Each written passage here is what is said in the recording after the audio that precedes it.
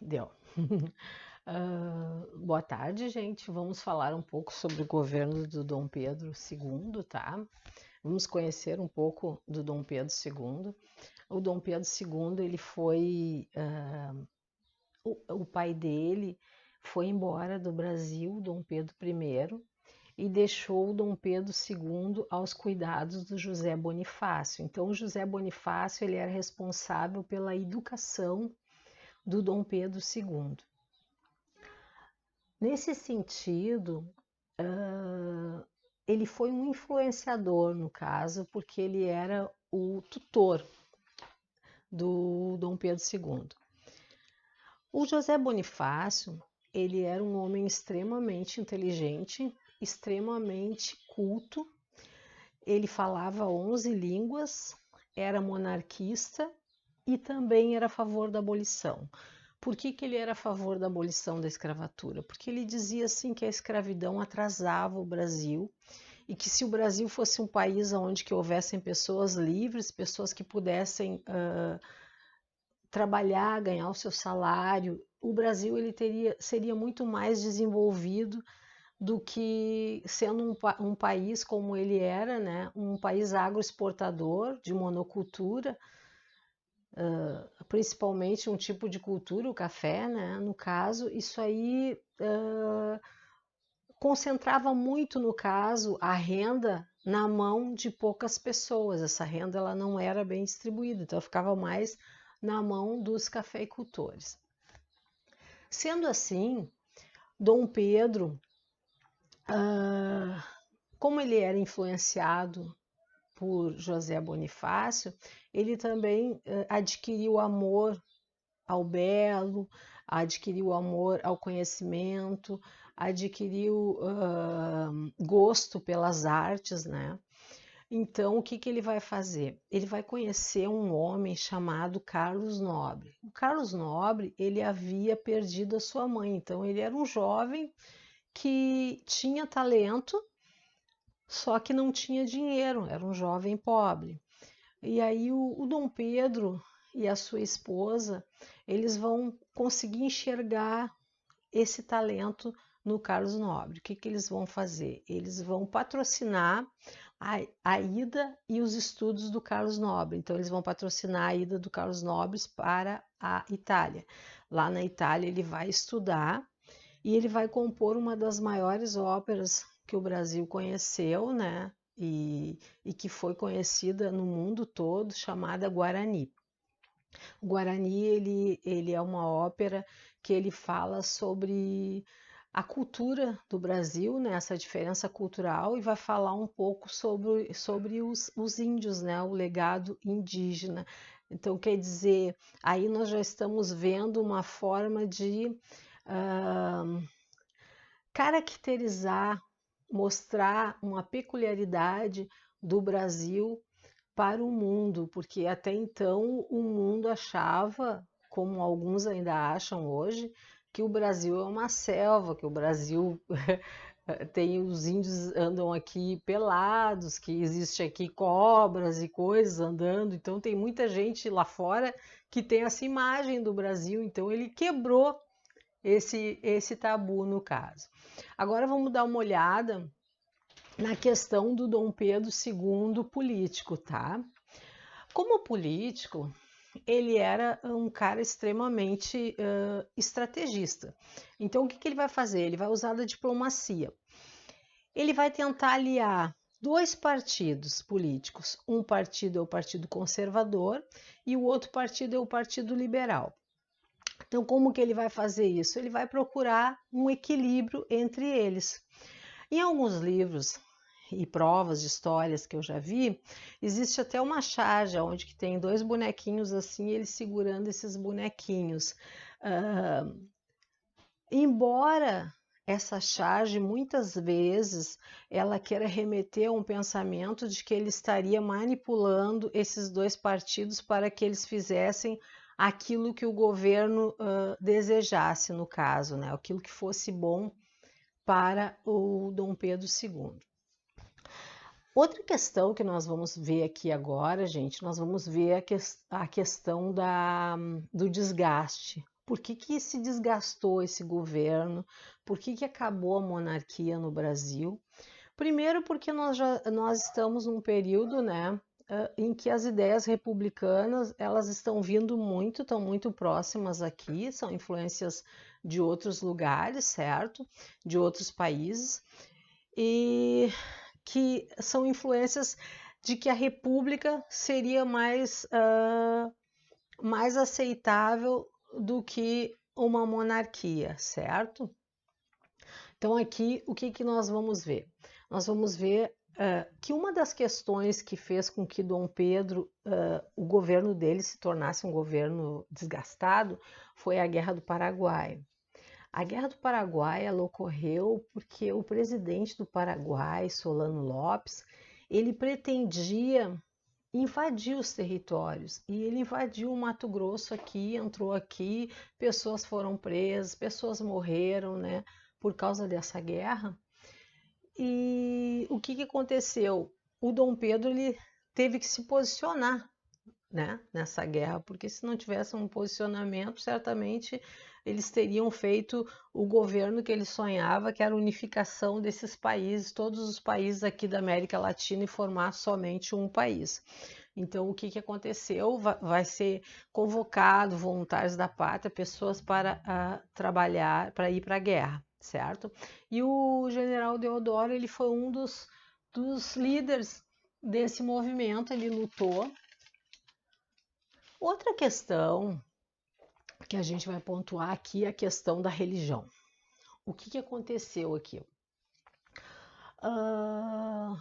O governo, ele pertencia à maçonaria, o governo de Dom Pedro II. Então, vai ter uma questão em que os valores do catolicismo, de alguns grupos da Igreja Católica, não vão coadunar com aquilo que com os interesses do império, no caso, vão bater de frente. Por quê? Porque o governo ele achava que poderia haver um casamento maçônico dentro da Igreja Católica. Já a Igreja e o bispo de Olinda foi contra. Ele se recusou a casar uma pessoa que era maçônica com outra pessoa que era católica. Então aí já vai haver uma espécie de ruptura. E a partir desse momento, Dom Pedro ele vai influenciar mais dentro da igreja. Eu até estou me lembrando, isso aí me fez lembrar o governo da Inglaterra, o Henrique VIII, quando ele criou a igreja anglicana, que ele não deixava que os católicos influenciassem ali dentro, né? Então, nesse sentido, assim, parece meio parecido, né? Daí o que que vai acontecer? Outra questão é que a Igreja Católica ela tem sedes, ela tem pessoas, bispos, pessoas que vêm lá de Roma e que influenciam diretamente nas igrejas, nas outras igrejas que estão nos outros países. E isso Dom Pedro também não aceitava que viessem dar esses pitacos aqui, tá? Então vai ter ali um rompimento. Outro desgaste vai ser com os fazendeiros. Por quê?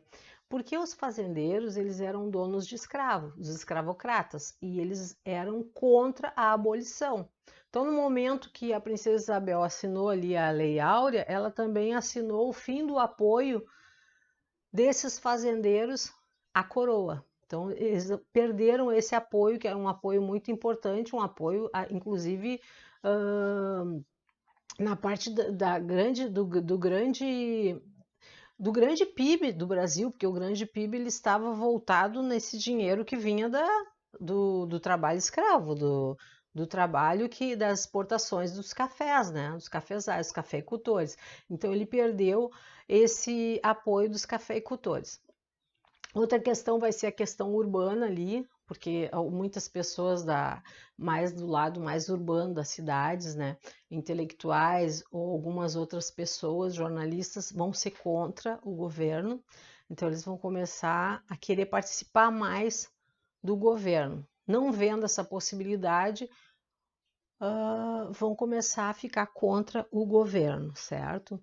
O Deodoro da Fonseca, ele era um amigo íntimo do Dom Pedro, tá? Ele não tinha nenhuma intenção de tirar o governo dali, não tinha nenhuma intenção também de república, porque ele era monarquista. Só que dentro dos quartéis, o que vai acontecer? Vai começar a ocorrer uma revolta dos militares. Por quê? Porque esses militares, eles não estão mais afim de ficar fora do poder, eles querem mais poder, eles querem vantagens ou algo mais, principalmente depois que eles vêm da Guerra do Paraguai, porque quando eles vêm da Guerra do Paraguai, eles também começam a fazer maiores exigências, já que eles estiveram ali. Quem dava apoio para o governo do Dom Pedro e queria que continuasse, no caso, era a Marinha e parte do povo, porque recém tinha sido proclamada a abolição da escravatura. Então, muitos escravos, muitas outras pessoas, o povo, era a favor do governo do Dom Pedro, queria que continuasse. Dentro dessa conjuntura, os republicanos, eles vão pensar assim, ó, como que nós vamos fazer para tirar o Dom Pedro do governo, né? Porque mesmo com esses desgastes, ele continuava sendo o imperador do Brasil. Eles vão começar a fomentar, né, intrigas ali junto com dentro dos quartéis. Os quartéis, os militares, eles são influenciados pelo positivismo, né?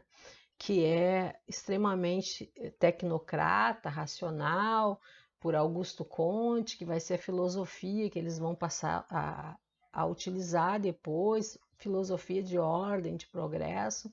E nesse sentido, assim, eles vão colocar Deodoro da Fonseca contra Dom Pedro. Deixa eu ver qual outra parte aqui que eu parei. Tá, aqui a primeira coisa que Deodoro vai fazer, ele vai expulsar o Visconde de Ouro Preto do ministério, que foi o último ministro do Dom Pedro. Ele expulsa e vai para casa. Aí ele vai dormir, vai descansar, que ele está cansado. Só que durante esse tempo, os republicanos, eles ficaram pensando, é agora ou nunca. Se nós não dermos um jeito, nós não vamos. É agora a nossa chance de tirar o Dom Pedro do lugar onde que ele está. E foram lá e mentiram, inventaram uma história para Teodoro da Fonseca de que o Dom Pedro II teria mandado prender Deodoro da Fonseca, estava contra Deodoro da Fonseca. E aí o Deodoro da Fonseca, o que ele vai fazer? Ele vai pegar os seus homens, né? E vai ficar mais alerta. E aí ele vai assinar um papel ali, que é o papel também que vai destituir ali, ou vai proclamar a república, no caso. Mas a última coisa que eles vão fazer, que vai ser uma outra invenção, uma outra intriga, vai ser aqui, ó, que eles vão dizer que quem vai ficar no lugar do ministro vai ser o Silveira Martins. Quem era Silveira Martins? Silveira Martins era inimigo do Deodoro da Fonseca por causa de uma mulher. Eles amavam a mesma mulher. Só que o Silveira Martins levou a melhor porque ficou com a mulher e o Deodoro estava sem a mulher. E agora, mais essa que inventaram que o Dom Pedro II iria dar o cargo de ministro do Visconde de Ouro Preto para o Silveira Martins. Daí não deu outra, né? Daí o Deodoro ficou furioso e realmente pegou as tropas ali, deram um intimato para a família real sair em 24 horas do Brasil. Eles tiveram que sair imediatamente, foram banidos do nosso país. E assim, em 15 de novembro de 1889, vai ser proclamada a Primeira República, que é a República de Marechal.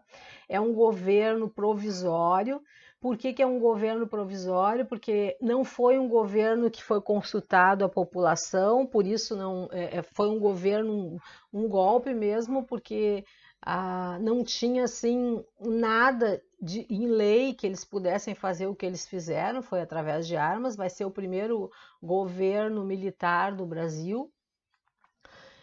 E quando o Deodoro assume, é provisório porque eles prometem fazer uma Constituição, que aí a gente viu ali a Constituição, tá? Que é a primeira Constituição do Brasil.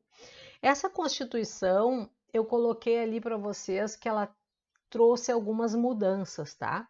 Uma das mudanças foi que a igreja agora não faz mais parte da religião oficial do Brasil. O Brasil passa a ser um país laico. Outra questão, de 4 em 4 anos, para votar no deputado ali, no presidente, aqueles que eram chamados presidentes das províncias, eles vão passar a ser chamados de governadores, e as províncias elas vão se tornar também estados. Enfim, o voto também, só que o voto ele é um voto, vocês viram ali, né? Tem que ser menor de idade, é um voto ainda que analfabeto não vota, mulher não vota. Então ali eu coloquei para vocês todas as mudanças ali, que é só ler bem facinho, tá? Do que aconteceu nesse governo. Bom, acho que é isso. Essa aí é a partezinha, a primeira partezinha da nossa aula, tá? Qualquer coisa, vocês me mandem mensagens, mandem perguntas. Tchau, fiquem com Deus.